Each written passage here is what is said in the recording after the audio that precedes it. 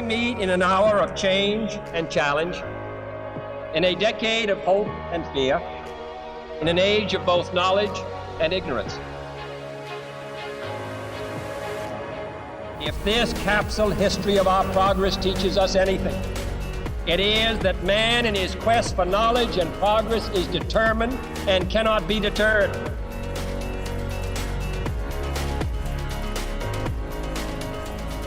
Because that goal will serve to organize and measure the best of our energies and skills. Because that challenge is one that we're willing to accept, one we are unwilling to postpone, and one we intend to win.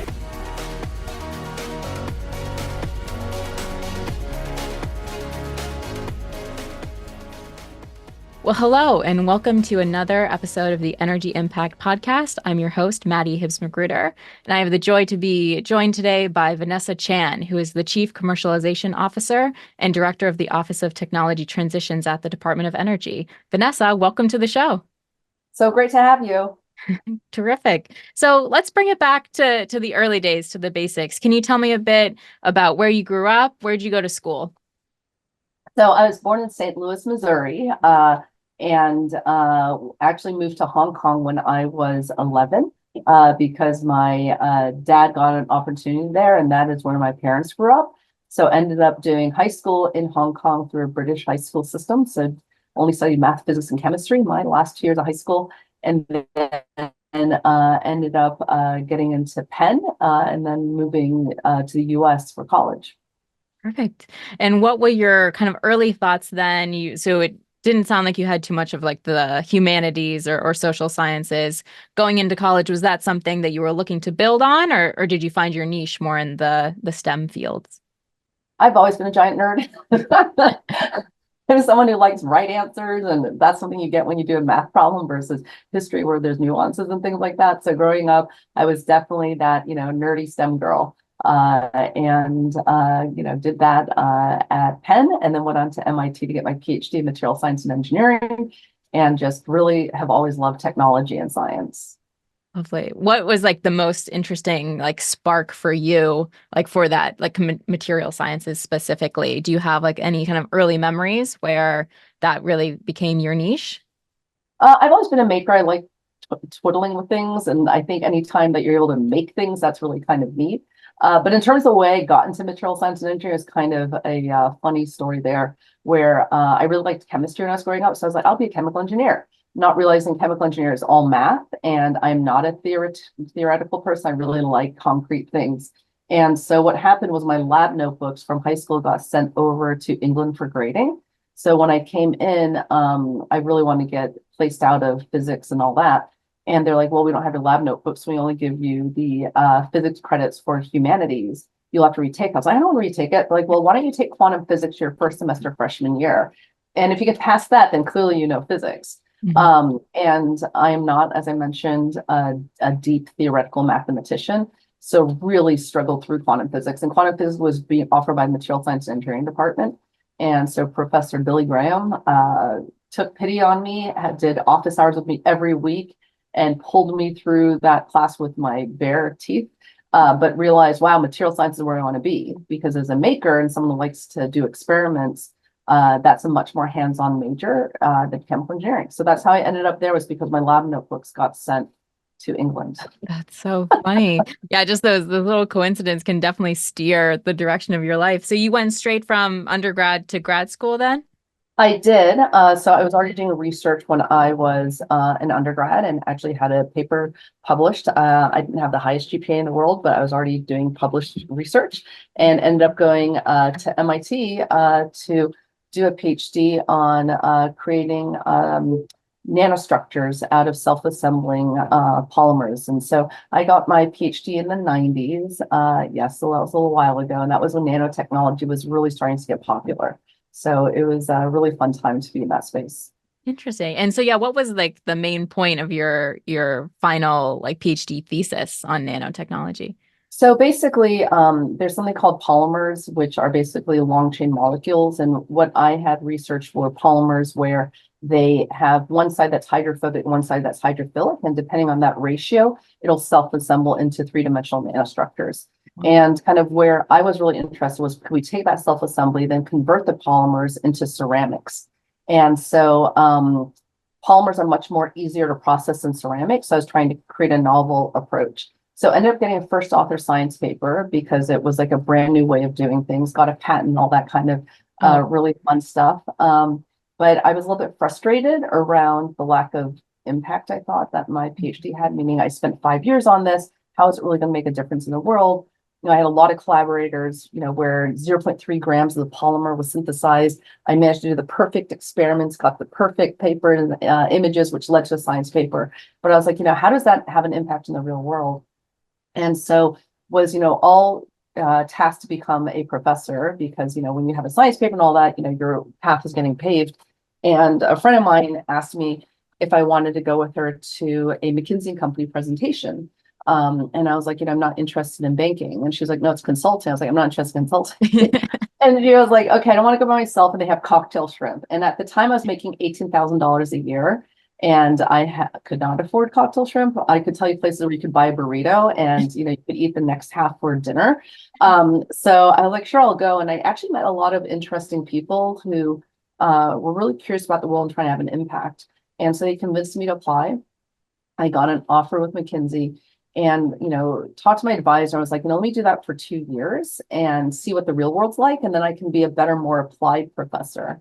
The only problem was my very first study was a technology commercialization study where there was a gas sensor that had been invented by a company that was measuring carbon dioxide, NOx, SOx, all these other things that was being aimed to the auto industry. And with the auto industry, it takes 5 years from when you get specified to when you actually get revenue. So their question is, where else in the world can this gas sensor be used? Where can it have impact? And that was the question I've been asking myself for many years, and I just got hooked. So I ended up staying at McKinsey for 13 years, which in dog years is a long time. Was the first woman elected partner in the and first East Asian elected partner in North America chemicals practice. Wow. And ended up co-leading the innovation practice where I spent all my time with companies and they're investing billions of dollars in R&D, try to figure out how to have that technology they invented in the lab actually make a real world impact. And I did it for every single industry you can think of. And it was just amazing in terms of really learning and understanding how to take my science and technology base and amplify it into the real world. That's fascinating. And yeah, well, congratulations. That's a huge feat to be promoted to that level and be the first. Did you see any, coming from a STEM background that's just typically male dominated into consulting, which can also be male dominated, was there any hurdles you had to overcome or any kind of major lessons you learned going through those two experiences? No, I'm really lucky where I've had a very strong mom who was a career mom who also had been a first in many ways. And the dinner conversations we used to have was just some of the sexism and things that she had gone through. So I think I was kind of prepared for it. And I was also never raised to be like, oh, you're a girl. Yeah, do you think I was just Vanessa, the giant nerd who likes physics, right?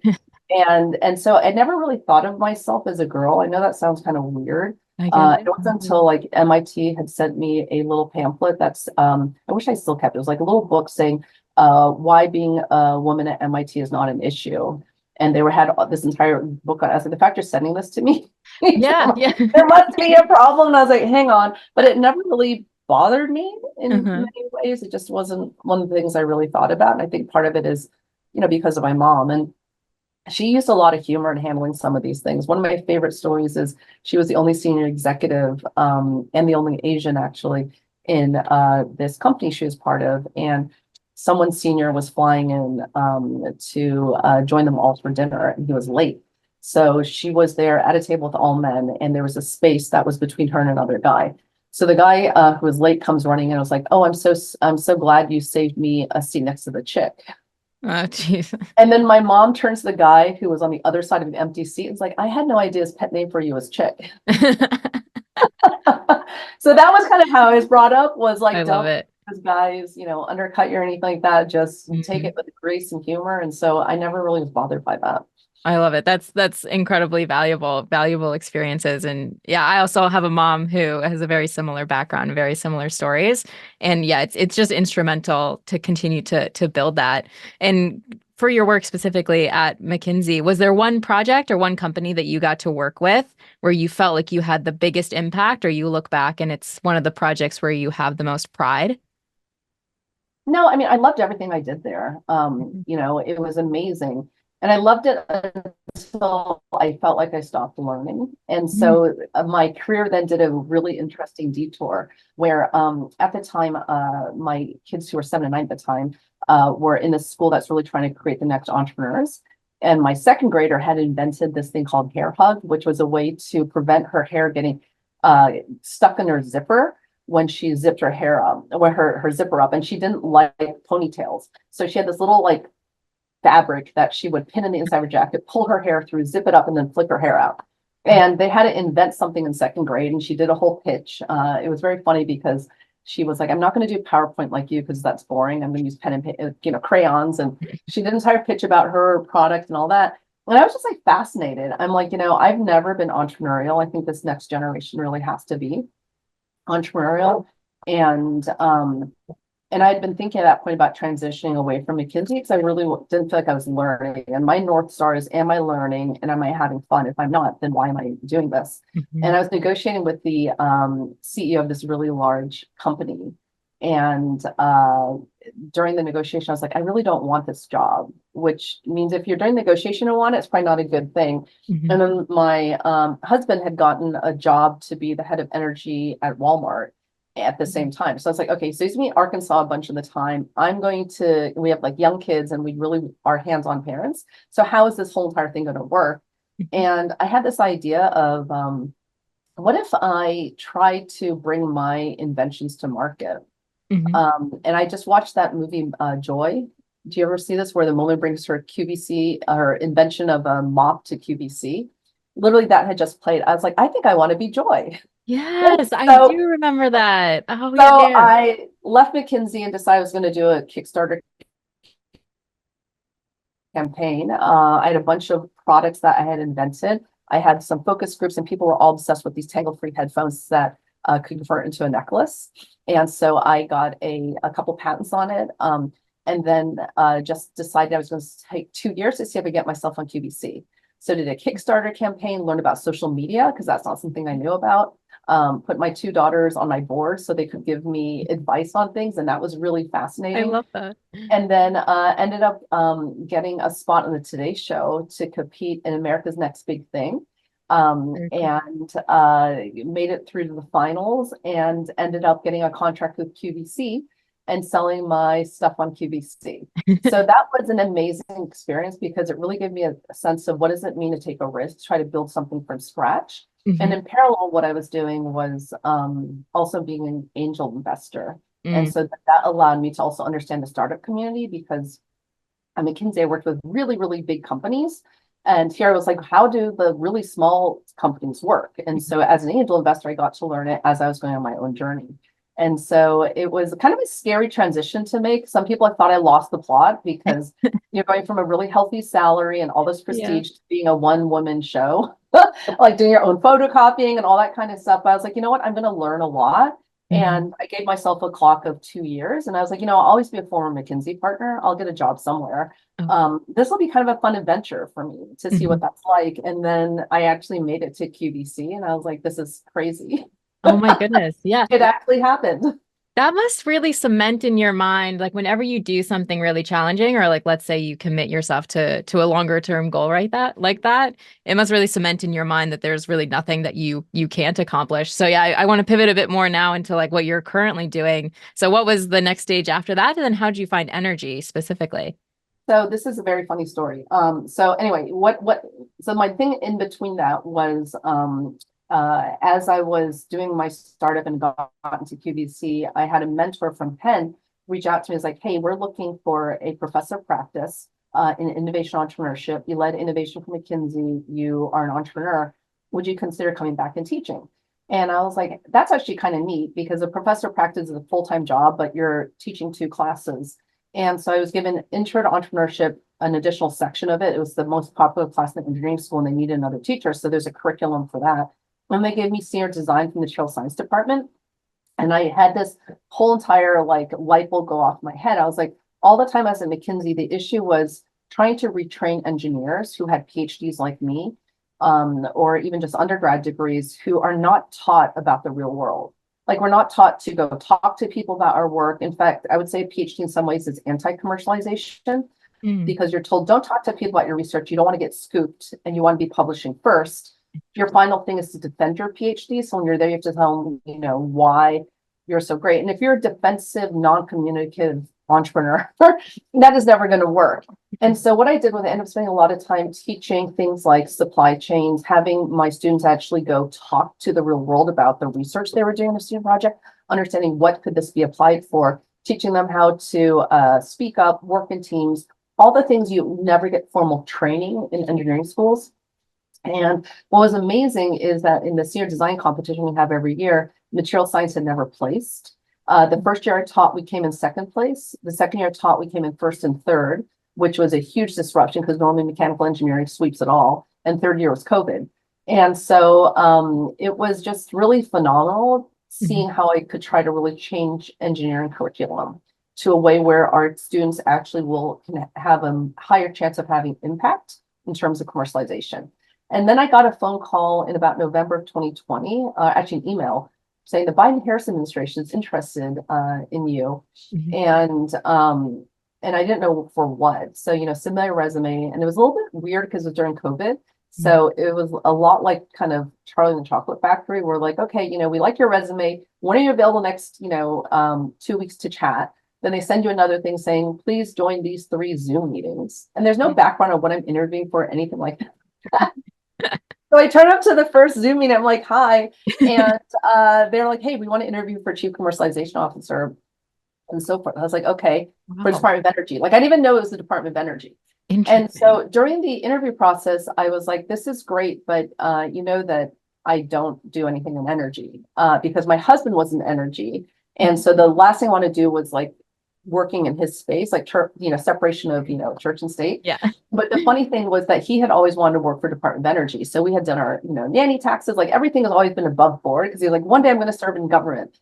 And so when I got the phone call, he was laughing because Walmart's the largest user of energy in the US, except for the federal government. And he was like, of course they're going to call my wife. And I wasn't sure. And I'm also someone who moves really fast and likes to innovate and really have an impact.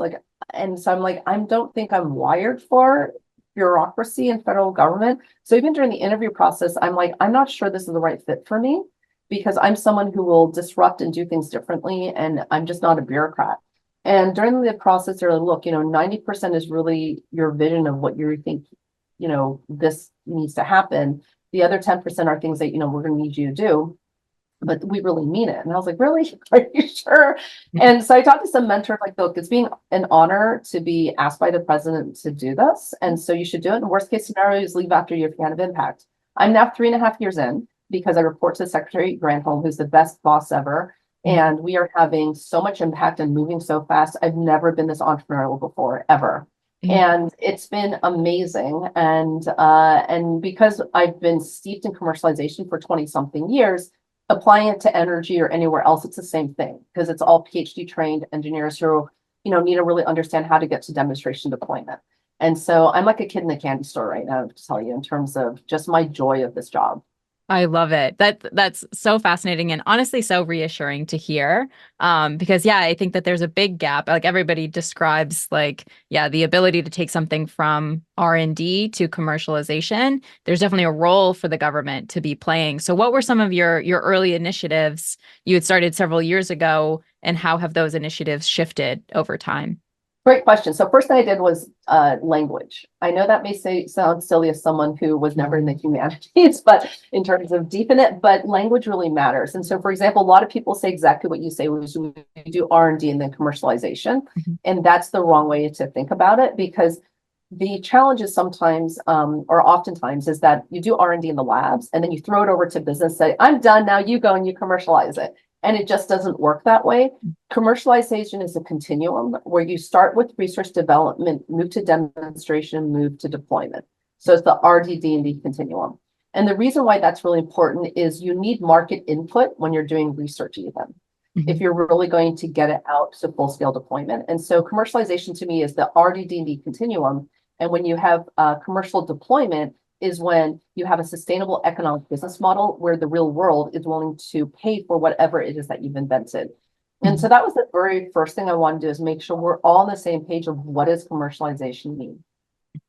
Second thing is, during the time that I was there in the first year, one huge thing happened which really transformed my ability to make a big difference. And that was the passage of Bill, IRA, and CHIPS and Science Act. Because across those, I would say there's about $1 trillion that is aiming towards clean energy. And so the question and the thing I've always been focused on is that in the end, to drive to full scale deployment, there's not one single organization or entity that can do it. It really is an entire ecosystem that has to do it. And yes, $1 trillion is a lot, but it's nothing compared to the, some count 23 trillion, some people count 175 trillion the private sector has. So the question becomes, how do we take the 1 trillion we have to buy down risks to the point where the private sector can take over and they have a sustainable economic business model to be able to drive these clean energy technologies? So when Bill and IRA came out, what happened was DOE really changed its mission space in many ways to move beyond R&D and the amazing thing going in the 17 national labs to really thinking about how do we get to full scale commercial deployment. So now the entire RD&D continuum was activated, and we now had money against the last two parts of demonstration and deployment in the way that we had never had. And so that allowed me to then say, okay, if that's the case, how do we actually activate the private sector so that they're leading, but they are enabled by us? And there's been twice that I'm really inspired by the nation in terms of ways we've been able to do that. One was when Moore's Law was invented by Gordon Moore, the founder of Intel, where he said we have to double the number of transistors on a chip every 2 years in order to get to where we need to in the consumer electronics industry. And Semitech was created, which is a government consortium, which created a roadmap for the CMOS process for what every single player in the ecosystem had to do to realize Moore's Law. And it worked beautifully, like absolutely beautifully. And the second time was with the Manhattan Project, right? When we were able to kind of coalesce together to, as a nation, to do something we didn't think we could do as quickly as we did. So my question was, how do I take Manhattan Project, add it to Semitech, and aim it to clean energy so we can get the entire ecosystem on board? And so we created an effort called Pathways to Commercial Liftoff, which was quarterbacked by my team. And we interacted with all parts of DOE to pull together commercialization roadmaps of what would actually take to bring these different clean energies to market. And we started with 4 of them: hydrogen, long duration energy storage, carbon management, and nuclear, because there was a lot of money that was going out the door pretty quickly in those 4. And we worked across the department, interviewed tons of people in the private sector. And we started this in September of 2022. And when I'm telling you we moved fast, we got them through White House approval and on a website called liftoff.energy.gov by March of 2023. So 6 months for 4 big topics, including all the research and the work and getting private sector engagement on it and White House approval. And through it, we have now laid out what are the different barriers that are preventing these technologies from making it to full scale deployment. Cost is really important. Things like that, like, job and workforces, permitting and siting. And every one of the technologies has something a little bit different to it, just like our kids. And the really cool thing about it is now we are getting the entire ecosystem together.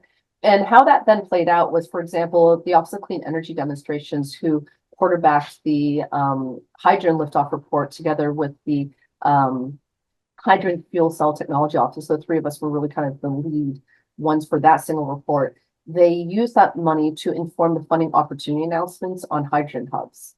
So we released it in advance of it so that people knew this is what you need to solve.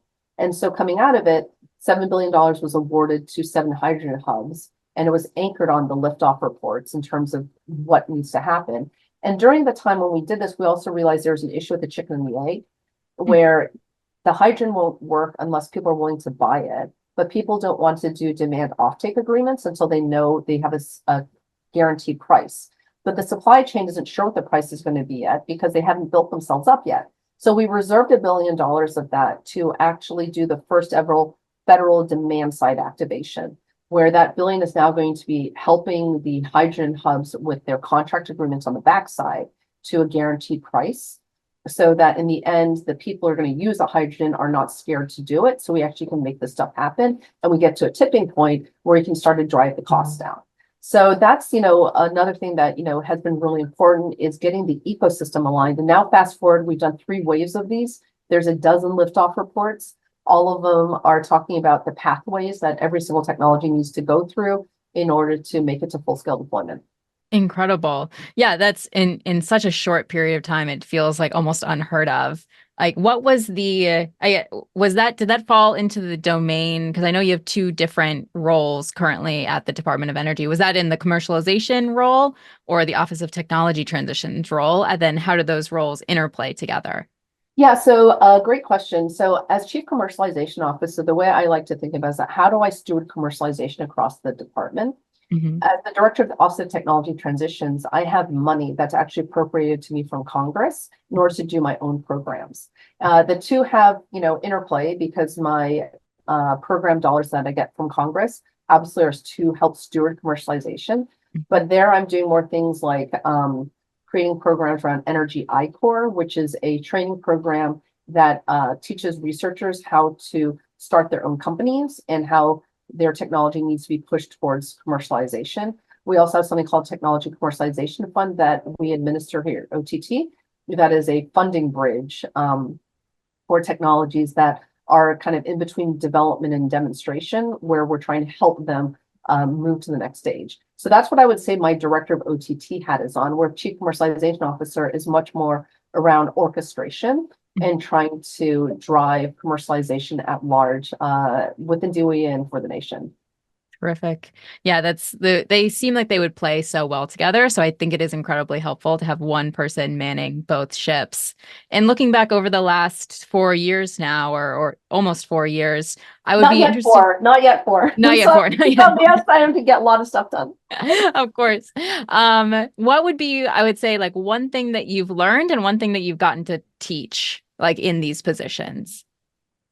So I think one thing I learned was that, or maybe it's reinforcing something I've always known, is that to move fast, it's really important to find the right people who also want to move fast with you.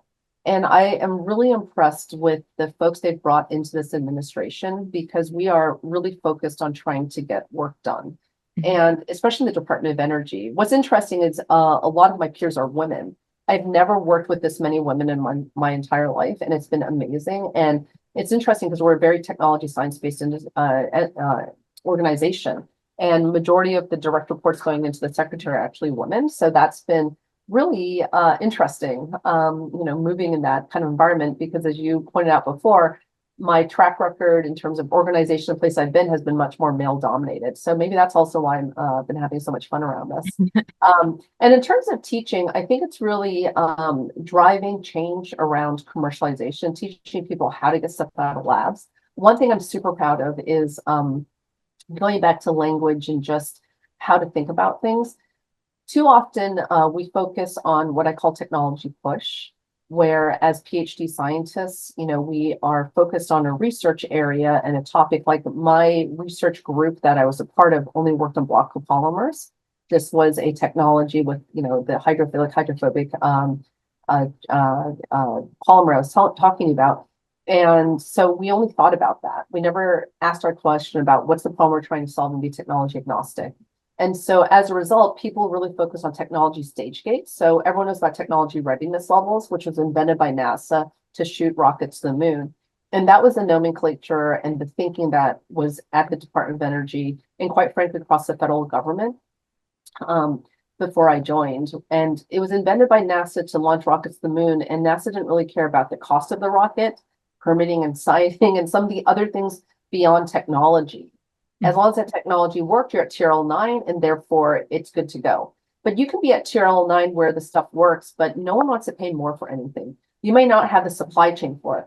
And so we created something called adoption readiness levels here at OTT, which is a complement to TRLs. And it's teaching people all of the different things besides technology that you have to overcome in order for you to get to full scale deployment. And it is now a tool you can download online, and it has taken off like wildfire. We're using it at DOE to manage the risk portfolio for the new Undersecretary of Infrastructure, who focus on demonstration deployment.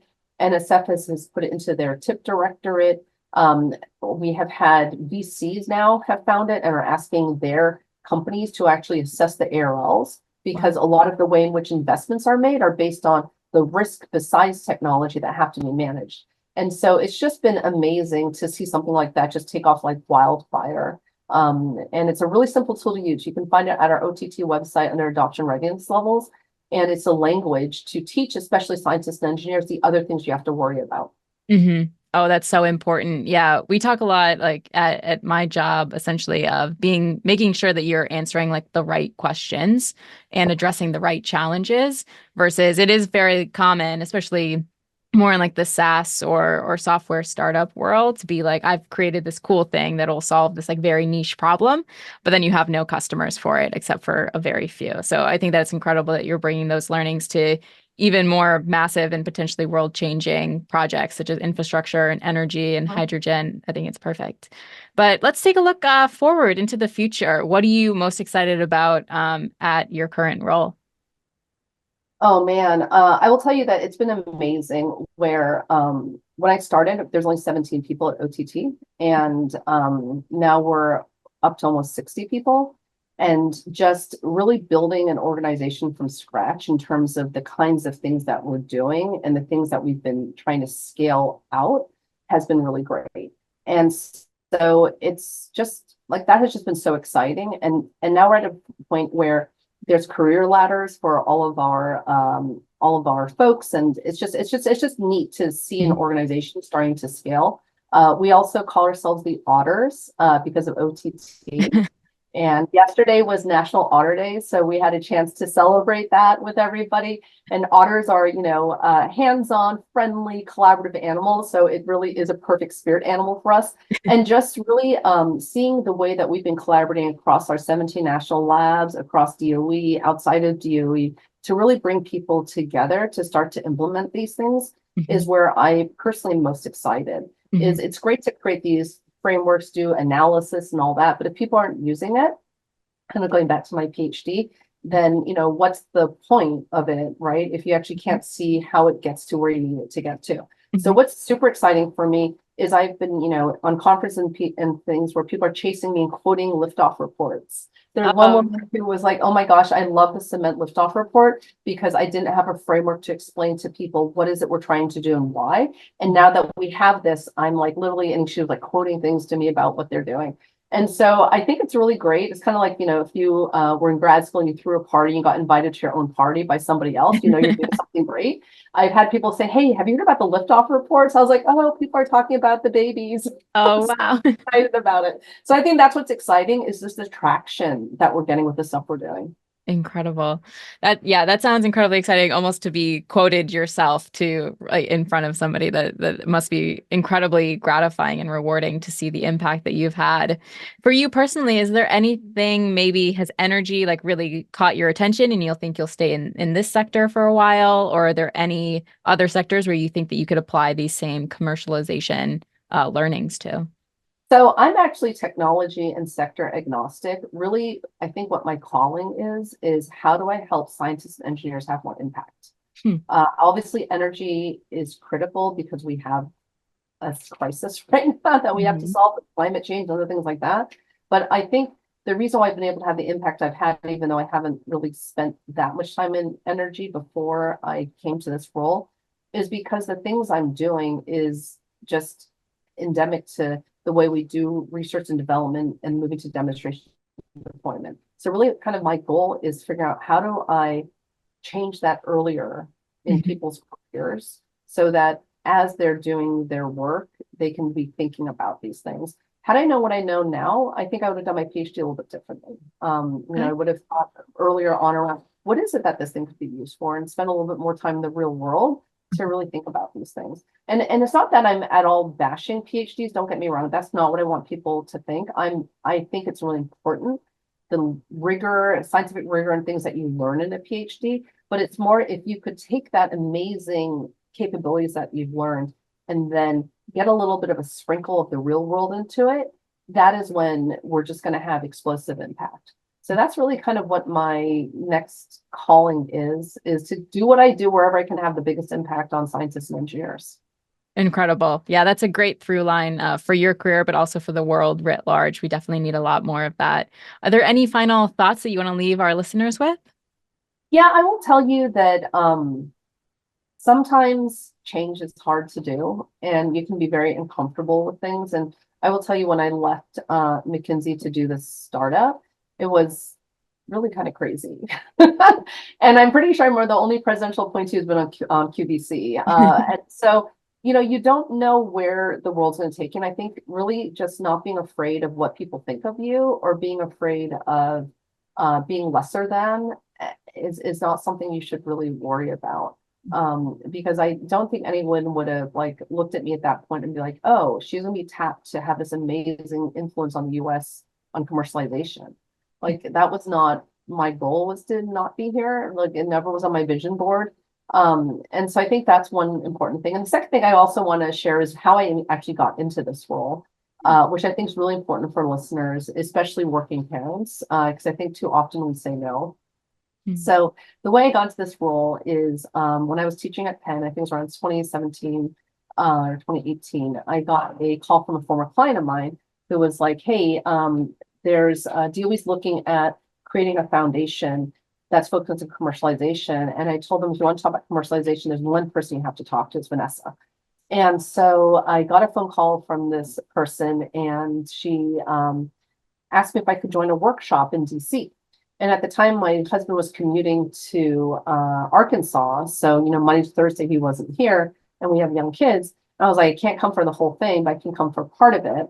And I had someone cover one of my classes so I could go do it. When I was there, I was pretty vocal and passionate about commercialization, as you can hear.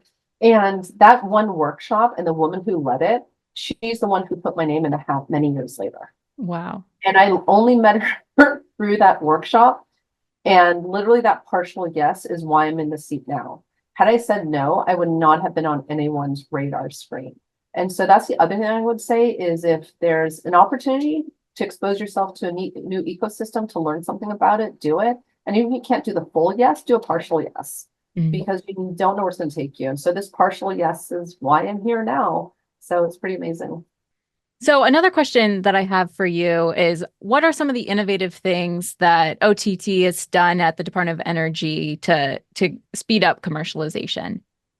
Yeah, one of the things that I'm really passionate about is that there's a need to have diversity in the types of folks that are working with us, right? So as I talked about private sector-led, government enabled, it's really important that we look in the entire ecosystem.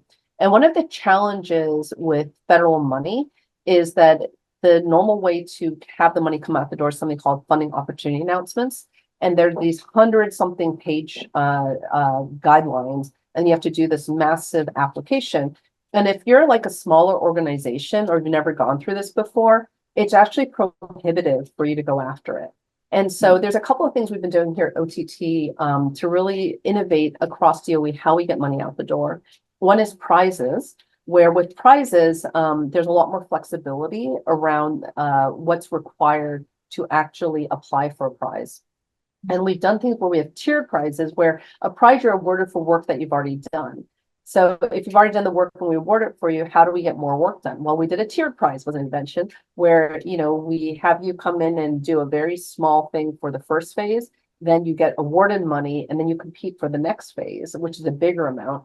And then we now invented another thing where you're going from prize to FOA. So you do your prizes, and then you can then negotiate for a funding opportunity announcement.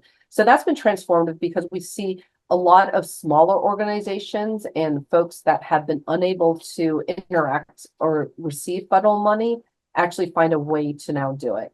And then the other thing I've been excited about is something called vouchers. And this is one where oftentimes trying to find the right person to help you with something can be hard. So if you're planning a wedding, you can go to Yelp and figure out who's a great florist. If you need to do techno-economic analysis or you need to do, community engagement, there's no Yelp for that. And so the thing that is great is we've now created a mechanism where we have people who can provide technical support and includes our 17 national labs. And then if you're an organization that needs help, you can be like, I have this issue where I don't know how to do this. We then take a look at our roster and say, is there someone that actually can help you? And then we will then send money up to $250,000 to the third-party provider. And then you just call the third-party provider to get support. You don't have to sit there and negotiate. You don't have to do anything. It's just so easy. And so through that, we have seen an astronomical new number of people who are both providing support and those who are getting the support. And it's really helping problems which are not at the billion-dollar hydrogen hub size, but at a smaller size, but still so critical to get the ecosystem activated. And so, and then the third thing is we created a Foundation for Energy Security and Innovation, FESI. It was authorized in the CHIPS and Science Act.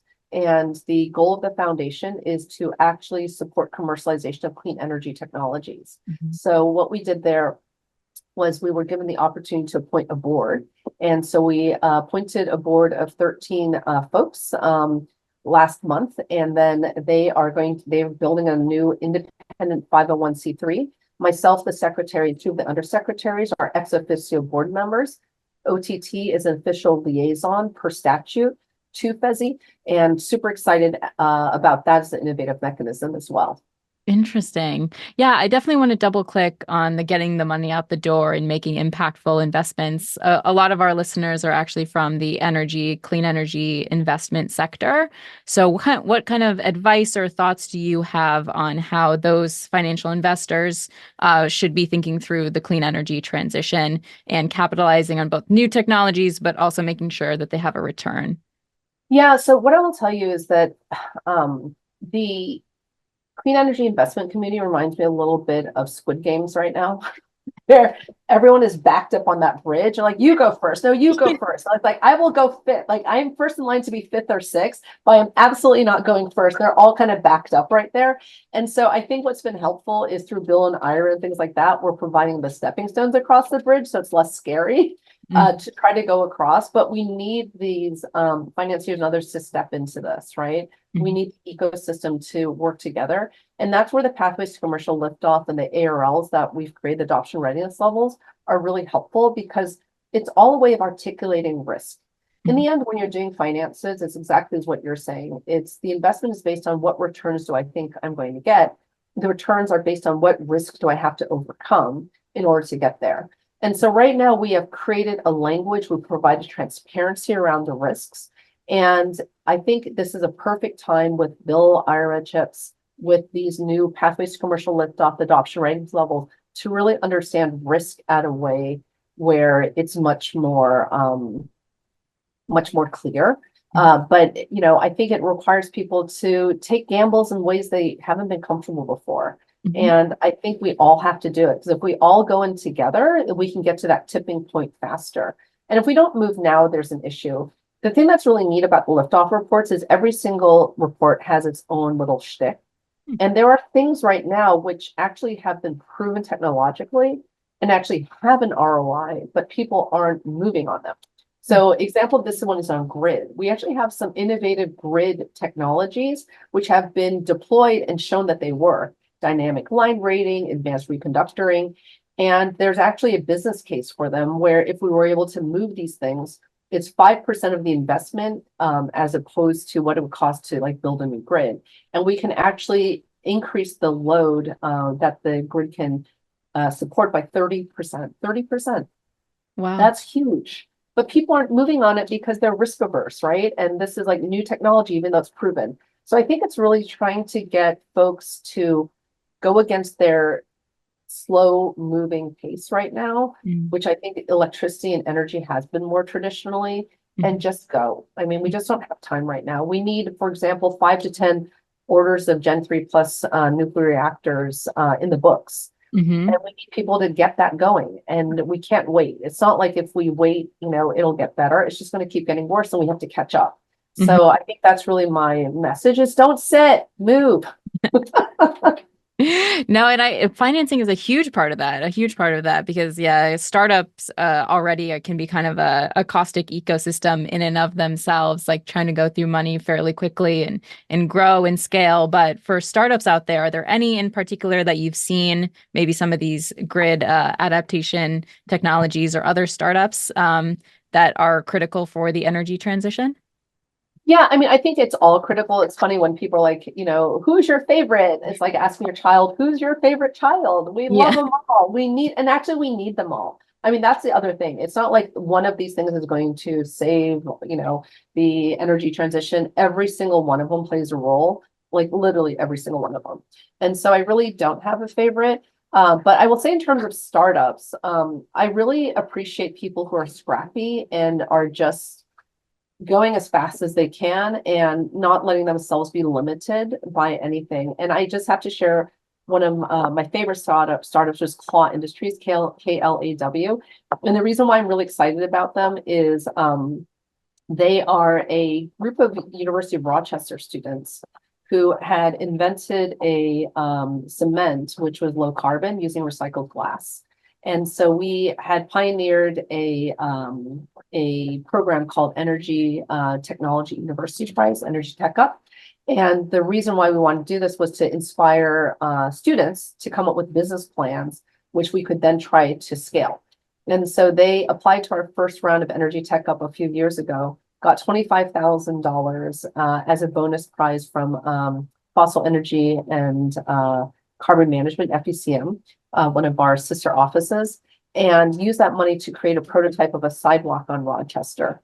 And then through that prototype, then we're able to get a SBIR phase 2 grant from the EPA. And then started actually making this. And so far I've made 50 tons.